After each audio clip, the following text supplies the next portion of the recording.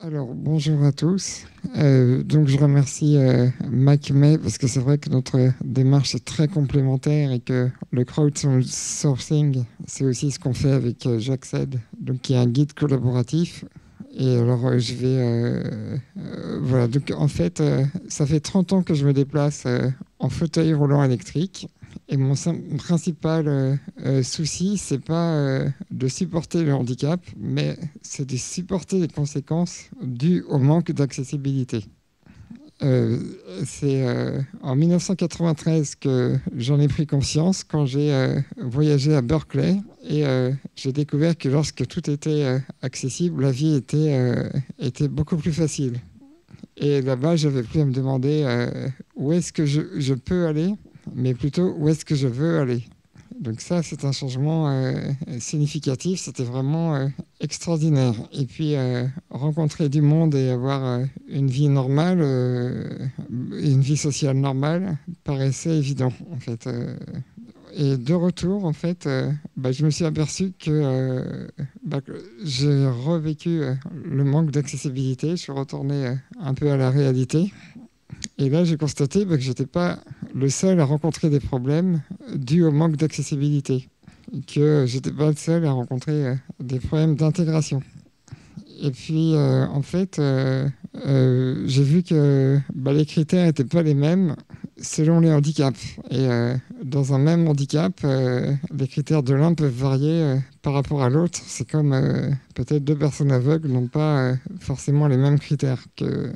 Donc, en fait, par exemple, mais on a constaté à quel point c'était important d'avoir des informations précises sur le degré d'accessibilité.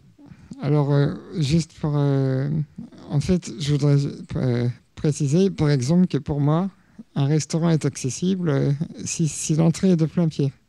Mais pour une de mes amies, c'est impensable d'aller au restaurant si les toilettes ne sont pas accessibles. Donc voilà, chacun a son niveau d'exigence. Et puis, pour d'autres, la marche à l'entrée ne sera pas un problème à condition qu'il y ait un menu en braille. Et un peu plus haut, peut-être. Et maintenant, je me suis rendu compte, oui, comme je disais, que c'est important d'avoir des informations extrêmement détaillées afin que chacun puisse répondre euh, à une question en fonction de ma situation de mobilité. Est-ce que ce lieu est accessible pour moi? Donc on ne prétend pas savoir ce qu'est un lieu accessible, c'est à chacun de décider, on ne prétend pas le savoir. Et donc face à ce constat, j'ai lancé en 2006 Jaxed, donc le premier guide collaboratif des bonnes adresses accessibles. Et c'est suivi de l'application Jaxed Mobile en 2010. Et donc chacun peut avoir cette réponse. Est-ce que ce lieu est accessible pour moi? Alors, vous allez me dire quel est le rapport avec l'accessibilité numérique. Eh bien, en fait, au fur et à mesure que l'accessibilité numérique se développe, l'ignorance et l'indifférence reculent. C'est la même chose pour l'accessibilité de la cité. En effet, si l'accessibilité de la cité est totalement prise en compte dans les plateformes web et mobiles, c'est pour des personnes c'est pour que des personnes, quelle que soit leur déficience, puissent accéder à l'information ou aux services désirés. Donc si vous êtes sur une plateforme mais qui fait référence à des lieux physiques, à des points d'intérêt, eh bien ce serait bien de pouvoir connaître les conditions d'accessibilité. Les conditions d'accessibilité, voilà, est-ce que le lieu est de plein pied, est-ce que le lieu... voilà, et c'est pourquoi Jaxed propose aujourd'hui que l'accessibilité physique et numérique se rencontrent lorsqu'il s'agit des plateformes dédiées à des points d'intérêt. Imaginons une personne déficiente visuelle qui consulte un guide comme Cityvox. Si l'accessibilité numérique a bien été prise en compte, elle pourra accéder à la fiche du château de Versailles. Mais si rien sur ce site ne lui indique que ce lieu culturel possède un dispositif de guidage et un ascenseur avec touche en braille et l'annonce vocale des étages, peut-être cette personne n'ira pas. Donc l'idée, c'est pour remédier à ce type de situation, on a trouvé une nouvelle approche. Donc l'idée, c'est que avec J'accède, on mesure le degré de l'accessibilité. On a 30 000 lieux qui ont été renseignés grâce aux bénévoles et à nos journées de l'accessibilité, mais grâce aussi aux internautes et mobinautes qui remplissent régulièrement notre guide. Donc, on n'a pas encore de dispositif d'encouragement et de récompense, mais malgré qu'on n'ait pas de ce genre de dispositif, eh bien, il y a quand même des gens qui inscrivent des lieux. Et pour l'instant, alors, toutes ces informations sont visibles sur notre site, bien sûr, sur nos applications mobiles, mais depuis peu sur l'annuaire 118 000.fr. Le numéro 2 après les pages jaunes et nos informations donc sont visibles chez nous, mais si un même restaurant est référencé sur 118 000.fr, grâce à notre API, les informations d'accessibilité en provenance de J'accède s'afficheront sur 118 000.fr. Donc l'idée, c'est que 118 000.fr a réussi à le faire. Ils ont utilisé notre API, mais demain, l'idée, c'est que d'autres plateformes s'y mettent. Et si nous parvenons à ce que notre technologie, ou une autre, mais bon, disons que si on arrive à créer une sorte de standard, ce serait une bonne chose. C'est-à-dire, l'idée à terme, c'est que tout site qui fait référence à des points d'intérêt intègre une sorte d'onglet accessibilité qui donne les renseignements sur le lieu lui-même. Parce que voilà, donc ce serait vraiment un plus. Et l'idée, c'est vraiment croiser les informations. C'est-à-dire qu'on veut d'un côté rassembler les informations, donc on pourrait être plusieurs pour le faire, mais une fois qu'on a rassemblé plein d'informations, l'idée, c'est de les distribuer. Par exemple, sur le site Expedia, donc là, on imagine, hein, on est encore dans la science-fiction, mais on n'en est pas si loin quand même. C'est-à-dire que sur le site Expedia, je pourrais m'assurer que l'hôtel où je souhaite me rendre possède bien une douche à l'italienne de plein pied avec barre d'appui. Et sur Allociné, une personne déficiente auditive sera peut-être bien contente de savoir s'il y a une boucle magnétique, par exemple. Ou encore, si quelqu'un va sur lafourchette.com, si on peut savoir qu'il y a un restaurant qui propose un menu en braille, ce serait vraiment un plus.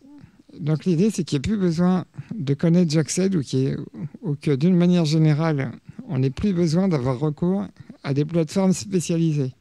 Parce que personnellement, j'ai envie d'utiliser les mêmes sites que tout le monde et j'ai pas envie de me renseigner sur plusieurs sites. Par exemple, si je suis sur J'accède et il y a un bar référencé, c'est déjà une super bonne chose. Mais pour aller me rendre compte de l'ambiance, je vais devoir aller sur Yelp pour le voir. Donc voilà, donc l'idée, c'est de garder, bien sûr, le site j'accède.com pour animer la communauté de contributeurs de J'accède. Et là, il faudra peut-être mettre des systèmes de récompenses et de points parce que d'autres plateformes le font et ça marche très bien. Donc, en améliorant notre outil, on pourrait améliorer la collecte d'informations, mais surtout, l'idée, c'est de fédérer les différents outils parce que réinventer la roue à chaque fois, c'est dommage. Donc, l'idée, c'est de bien recenser tout ce qui existe et voir et se mettre autour d'une table et vraiment avoir un système d'information unique à terme. Donc, à mon sens, l'accessibilité numérique et physique vont de pair. Et si on veut garder une cohérence dans l'accessibilité numérique, il faut aussi parler de l'accessibilité physique, le cas échéant. Et aussi, je voulais préciser que nos critères prennent en compte les différents types de handicap. On peut dire, par exemple, pour un musée, s'il y a un dispositif de guidage au sol, audio, visuel ou tactile. Et donc l'idée, c'est de croiser toutes les infos des différents systèmes et les proposer pré-matchées aux plateformes pour qu'elles l'utilisent. Parce qu'on ne va pas demander à TripAdvisor de commencer à eux-mêmes s'investir pour trouver des choses. Enfin, on pourrait les mettre en contribution. Et alors, je ne sais pas si mon PowerPoint est là est possible de se projeter, je ne sais pas. Ok, donc là, c'est un exemple.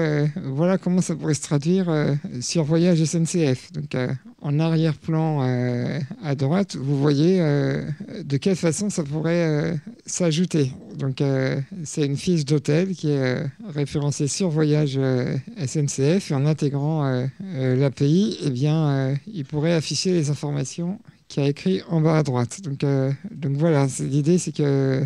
Et c'est pas forcément pour les handicapés, ça peut être pour les seniors, ça peut être pour toute personne qui a des difficultés de mobilité. Donc on peut voir la suivante, je crois.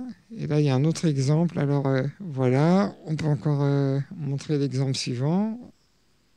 Alors là, c'est un projet avec Lonely Planet. Donc, vous voyez à droite, ils ont une colonne de droite et on a rajouté graphiquement une rubrique Accessibility. Et là, l'idée, il y a un bouton Show More. Donc, si on passe à la slide suivante, on pourra voir le détail. Voilà, donc vous voyez à droite Accessibility, on donne le détail complet. Et ensuite, si on clique encore, on a la possibilité de contribuer si Lonely Planet voudrait le faire. C'est-à-dire que là, il y a marqué, vous voyez, Add Information. Donc l'idée, c'est qu'ils pourraient, avec notre API, ils peuvent non seulement afficher nos informations, mais ils peuvent aussi les collecter.